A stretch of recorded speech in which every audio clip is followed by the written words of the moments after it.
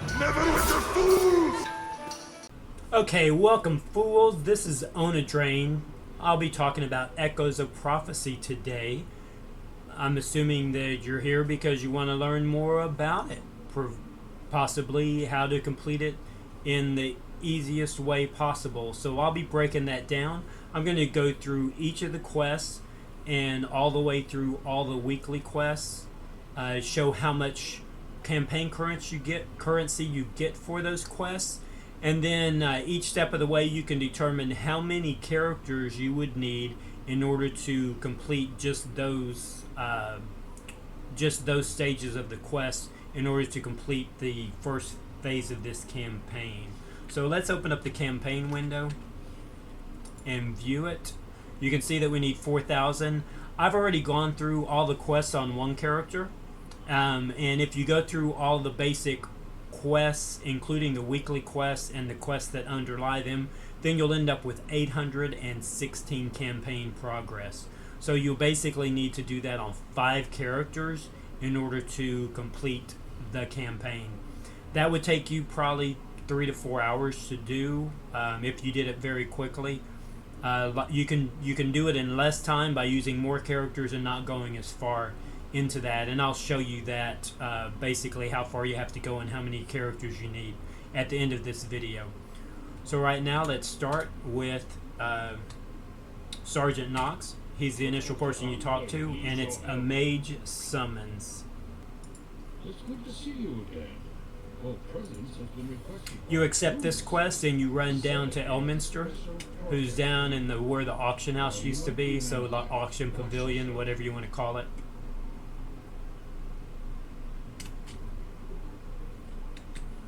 Speak with Elminster here.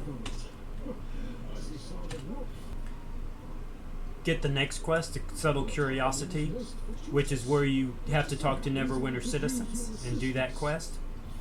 You can also pick up the quests here at this Alliance Decrees. Some of these quests you can complete as you're doing these other things. I don't know that the Shadow Emissaries are part of it, but we can grab these quests. Maybe we'll be able to complete it as we do other things. So now we go and talk to the different Neverwinter citizens. So I sped this up as we talk to the different citizens so that you don't, have to take an hour watching a video. It takes a lot less time when I speed it up like this. But you have to talk to somebody in that tavern, and then you go down and you talk to somebody in the sage shop.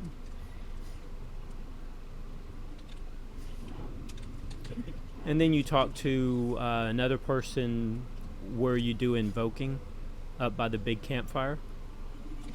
And then this is the Harper salesperson you talk to, and then you talk to this general. So then you complete the quest with Kavatos.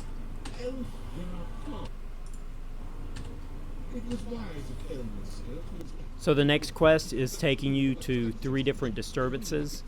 The first one that I go to is in the Neverwinter Graveyard.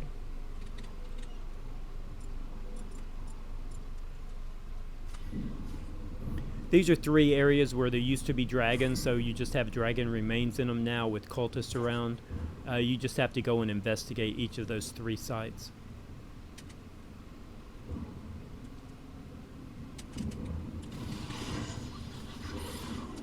Each of the 3 sites has a wagon with diamonds on it, so you just have to jump in the diamonds, check it out, and then it's going to say that you need to find clues from cultists, 14 clues.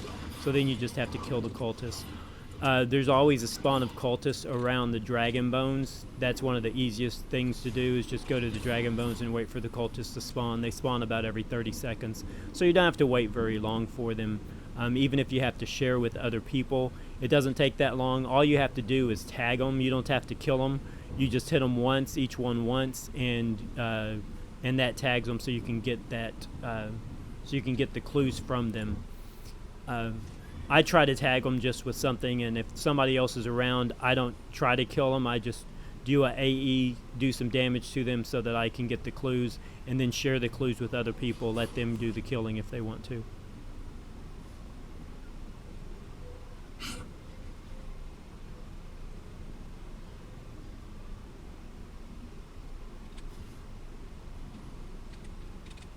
So this was a second area in Ebon Downs.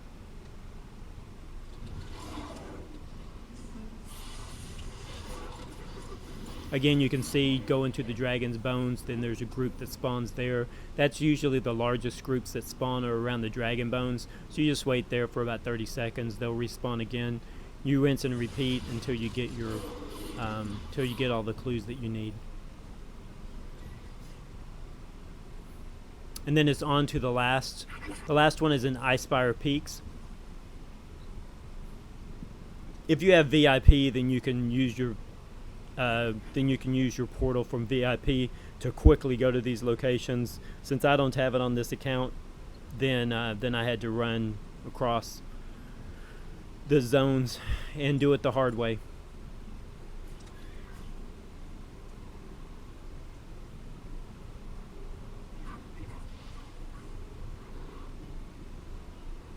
These goblins can be annoying because they can knock you off your horse, then you just have to hoof it.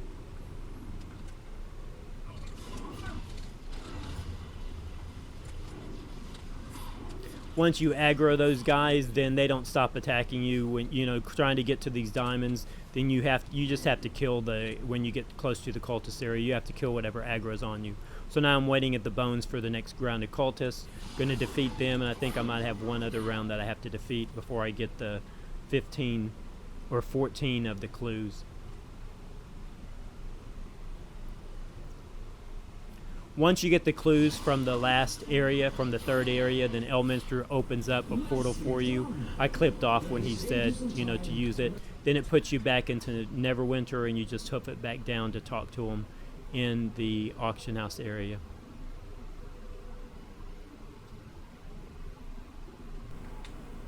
Turn in the quest to Elminster and get the next quest, People of Interest. When you get People of Interest, then that's where you're going to talk to the strange person. You also want to go ahead and get the weekly quest from Harper Boward and the quests that are available from the other Harper, Wendell, I think. And now let's check out the People of Interest quest. Where basically you're going to go spy on the merchant that you don't know about yet. Merchant leads you to a warehouse. You go into the warehouse and you're killing a bunch of the cultist members. These fights can be a little bit difficult.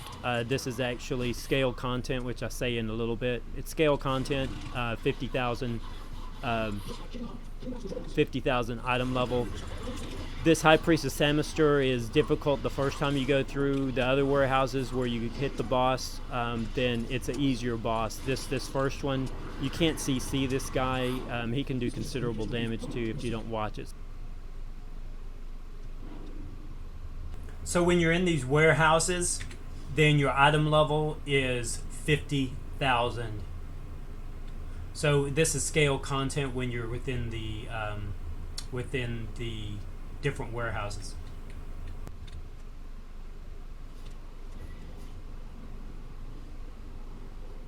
So now we're hoofing it back to the auction house area to talk with Elminster.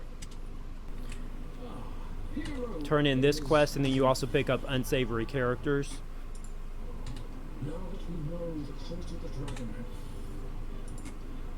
You also want to pick up, after you do that quest, you want to pick up the second another quest from Harper Boward.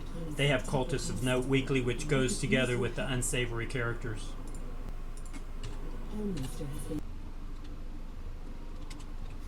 War hazards are scattered around Protector's Enclave, so they'll be in multiple locations. This one just happened to be really close.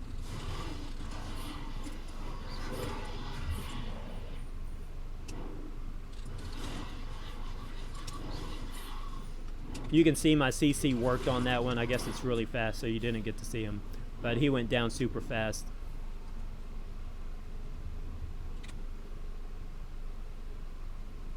Now it's hoofing it back to the area. Talk with Elminster initially to turn in that quest, and then you turn in... You don't have to take the unsavory again, and then you turn in the quest to Harper Boward, which is the weekly quest. So now I'm trying to decide what I wanted to do, and what I wanted to do was I decided just to go and do the kill quest, and decided to do the Shadow Var emissaries.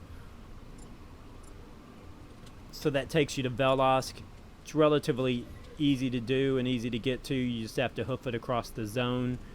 Close to where those emissaries are, just north of it, there's actually a portal to take you back to Neverwinter. It's a table.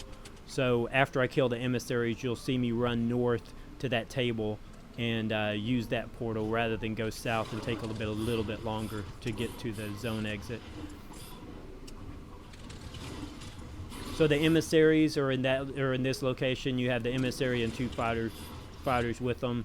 You have 4 groups like that you have to kill. Not really too difficult.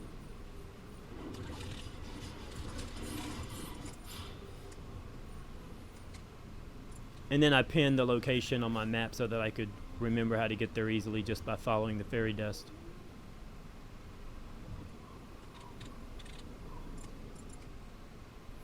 Now hoof it back down to turn in the quest. You have to turn in the quest first at the bulletin board, and then you turn it into Harper Ballard. After that, you turn in the weekly quest to Harper Ballard.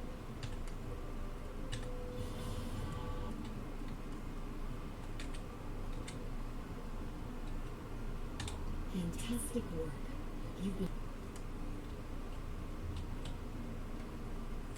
Okay, so now just if you complete all of your weekly quests, then you'll end up with 816 cumulative currency from doing that. So let me just show you what that looks like with how many characters you need to complete each phase. So this chart just shows that doing things in the way that I did in this video, then a mage summons, if you just do a mage summon on each of your characters, you're going to need 167 characters in order to complete all of Echoes of Prophecy, this first phase. If you do mage summons plus the Subtle Curiosity, then you'll need 28 characters in order to complete it. If you do a Woven Disturbance, then you're going to need 16 characters. If you go through a People of Interest, then you're going to need if you do People of Interest, then you'll need 11 characters in order to complete it.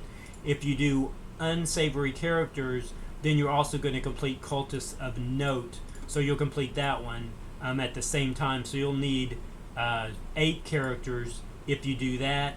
If you do the Lord's Alliance, where you do just one of those kill quests, then you'll need 6 players to complete that. Scouring Faerun, Staying Heroic Weekly, that takes a lot more time. But if you do that as well, then you'll just need 5 characters in order to complete it. Most people with multiple characters, I believe, just go through the People of Interest quests, or they'll do the Cultists of Note. They'll go through this many. So they'll need just 8 to go through that, because doing the Unsavory Characters is very quick to do, and that gives you the first weekly. So you can do that. You can complete it with just 8 characters very simply by going through these 6 quests. So now let's look at the rewards and whether this is beneficial to you. If you're just starting out, these top quests are what you get or these top rewards are what you get for free, and they're, in my opinion, very beneficial. The first one, the Salute, no, who cares about it? Second one, reroll tokens, not that big of a deal, but they do help. The third one, though, is the Neverwinter Standard Artifacts package. That does help your basic character get item level, so it's very beneficial in getting you item level. So it'll help with that. As well, it's a decent set, just a starter set for you. So it's going to replace the Neverwinter starter set that you had when you started. That's item level basically 1,000 for the necklace and belt, as well as if you upgraded them completely. And then the artifacts, the old artifact, you could only get up to 450 maximum. This artifact, when you maximize it, it's going to be 1,000 points. And your necklace and belt are automatically come at Mystic. So 1,300 on those, meaning that it's going to give you a big item level boost just by getting that. And then the Neverwinter Hawk, this is an item that you put in your belt slot. and it is something that does 630 magnitude damage. That's a significant amount of damage every 30 seconds that you can do. You can help it to finish off or kill mobs, but it's very beneficial. Whether or not you decide to unlock the premium task, these are unlocked using the battle pass. The battle pass, though, if you pay for it, then the base cost is 2,500 Zen. If you use a 20% off coupon, which is what you should do, then you're able to buy it for 2,000 Zen. The battle pass lasts. This is a Tear in the Weave, so phase 1 of Echoes of Prophecy. The battle pass actually unlocks the premium for all 3 of the phases, not just one. The second phase they've already said, is going to include a premium companion. So you'll get a companion for the normal or for the free part of the second phase, but you'll also get a second companion if you pay for the premium. So these are account wide. You'll get account wide companions during phase 2, but really where, in my opinion, the battle pass is worth it is in phase 3. In phase 3, for free, you're going to get a legendary mount choice pack. They didn't say what mounts you get to choose from, and they might not have decided yet, but it's going to be a legendary mount choice pack for free. But you're going to get a mythic mount. The Neverwinter Lion mount is mythic level, and you're going to get that if you buy the battle pass. So paying 2,500 Zen or 2,000 Zen for a mystic level mount that is account wide is, in my opinion, worth the Zen, but that's up to you to decide. But just from what they've said so far, the battle pass to me is worth the cost. Now, something of note is the reroll tokens and the coalescent ward. You do not get those on every character. You only get that once per account. So whatever, and they are account bound, or not account bound. The reroll tokens are bound to the character who opens that. So open the reroll tokens on the character you want those reroll tokens for. Coalescent ward can be passed around. You get one, you can pass it to whoever on your account you want to use it. But again, you only get one of those per account, and you only get one of the reroll token packs per account. The rest of these, then you can get on every single character on your account as soon as you unlock them. So you unlock it on one character, and on the other characters, you end up pressing L, I guess, to go here to the home page. Then click on valuables. Some of the items are going to be on this claim tab. The other items are going to be on the promo tab. I don't have any of them open yet, but that's where you'll find them on your claim valuables. And that's all that I intend to show you on Echoes of Prophecy.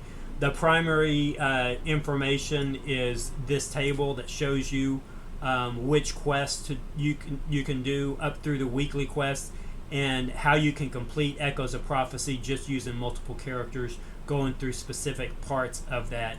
A lot of people with multiple characters will have like 50 characters, which is just, to me, insane. But they'll have 50 different characters. So they just did a Mage Summons and Subtle Curiosity, and they went through 28 characters to do it. They did it very quickly, and you can do it in about half an hour to an hour with that many characters. Anyway, that's all I want to show you for now for Echoes of Prophecy. Till next time.